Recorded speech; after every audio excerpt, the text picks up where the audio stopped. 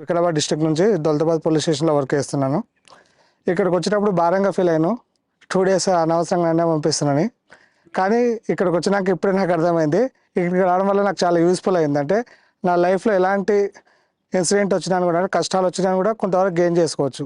ఏ విధంగా అంటే motivation classes, మన సార్ మోటివేషన్ క్లాస్ కానీ, అండ్ మెంటల్ గురించి, అంటే మెంటల్గా మనం ఏ విధంగా ఫిట్ కావాలి, సైకాలజీ క్లాస్ పెట్టడం వల్ల కానీ వాటి వల్ల చాలా నేర్చుకున్నాం.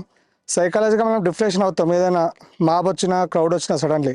అలాంటి వాటి నుంచి మనం ప్యానిక్ అవ్వకుండా కొంతవరకు కూడా కంట్రోల్ చేస్తే బెంగళూరు ఇన్సిడెంట్లు లాంటివి జరగకుండా ఉంటుందని మనకు ఎగ్జాంపుల్గా చూపించి చెప్పింది, ఎక్స్ప్లెయిన్ చేసిండ్రు. అది బాగుంది సార్.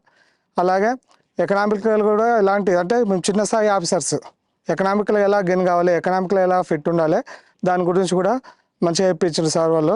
ఏ విధంగా అంటే మనకు ఉన్నటువంటి అమౌంట్ని ఏ విధంగా ఎక్కడ ఇన్వెస్ట్మెంట్ చేస్తే మనం ఎకనామికల్గా స్ట్రాంగ్ ఉంటాం, మన ఫ్యామిలీ హ్యాపీగా ఉంటుందో నేర్పించారు.